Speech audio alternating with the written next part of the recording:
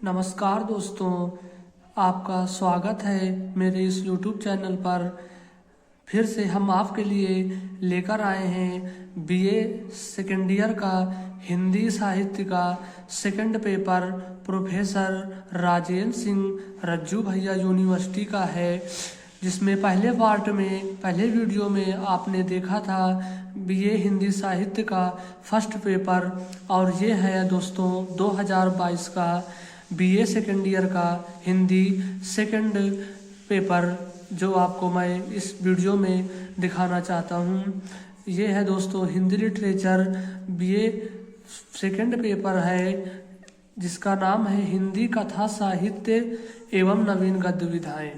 तो दोस्तों यहाँ आपका टाइम 3 घंटे रहेगा और मैक्सिमम मार्क्स आपको 100 है। आपका पेपर यानी 100 अंक का होगा और मैक्सिमम मार्क 100 अंक है। और समय जो है वो 3 घंटा दिया गया है। उस पे भी यही था, 3 घंटे का समय था और मैक्सिमम मार्क्स 100 थे। दोनों खंडों से निर्देशानुसार प्रश्नों के उत्तर दीजिए।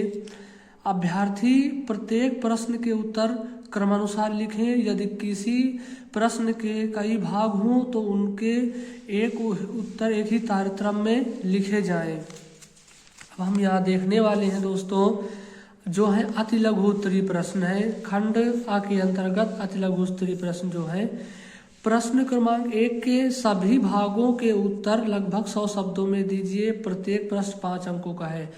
दोस्तों इसमें ये देखना है आपको, प्रश्न 1 में जितने भी प्रश्न हैं वो सबका उत्तर आपको क्रमानुसार देना है। तो दोस्तों प्रत्येक प्रश्न आपका 5 अंक का होगा। तो यहाँ चलिए दोस्तों प्रश्न देखते हैं। गबन उपन्यास के मूल प्रतिपाद का वर्णन कीजिए। स्त्री विमर्श की दृष्टि से ममता कालिया की प्रसिद्ध कहानियों का उल्लेख कीजिए। विष्णु प्रभाकर ने किस प्रसिद्ध साहित्यकार की जीवनी लिखी है, उल्लेख कीजिए। आत्मकथा और जीवनी में क्या अंतर है, वर्णन कीजिए। कहानी और नई कहानी में क्या अंतर है, वर्णन कीजिए।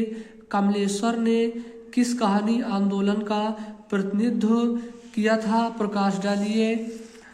आंचलिक कथाकार किसे कहते हैं, स्पष्ट कीजिए।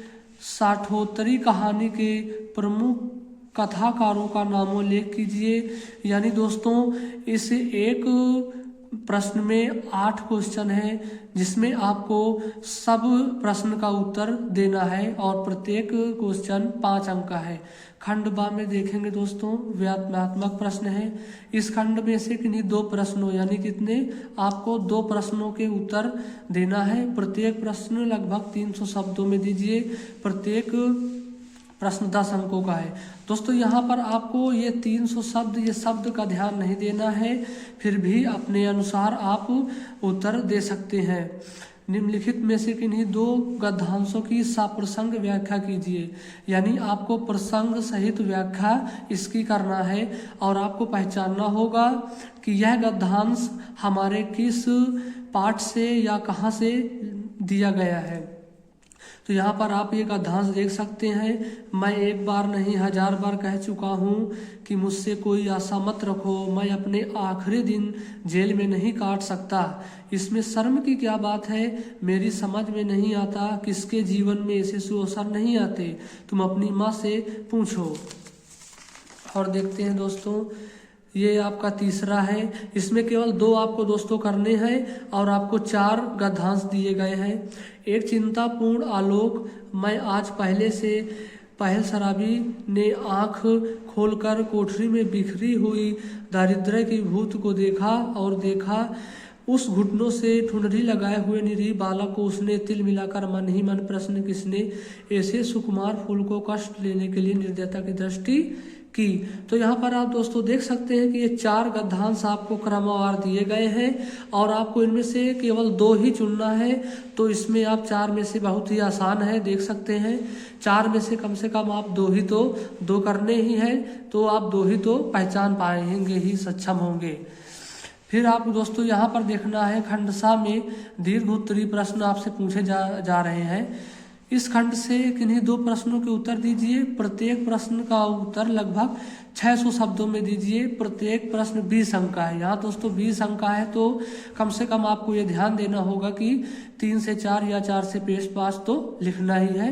बाकी शब्द तो आप छोड़ दीजिए, शब्द के चक्कर में मत पड़ना। तो यहाँ पर क्वेश्चन दोस्तों 4 दिए रहेंगे तो उसमें भी आपको 2 का उत्तर देना है, जो 20-20 अंक के होंगे 2 प्रश्न, अर्थात चारों 20-20 के हैं, लेकिन आपको 2 यहाँ देना है तो 40 अंक का है आपका यहाँ पर।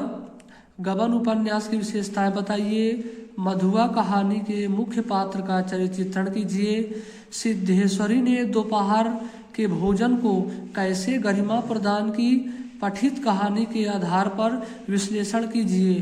पूस की एक रात कहानी की रचना प्रक्रिया के आधार पर विश्लेषण कीजिए। तो दोस्तों बस इतना ही, आपका पेपर यहीं से समाप्त होता है और यहाँ तक आते ही आपका 100 नंबर का आपका ये पेपर कंप्लीट हो जाता है। तो दोस्तों बने रहिए हमारे चैनल से, मैं इसी तरह आपको आपके विषय से जुड़े पेपर की जानकारी मैं आपको पहुँचाया करता रहूँगा। धन्यवाद।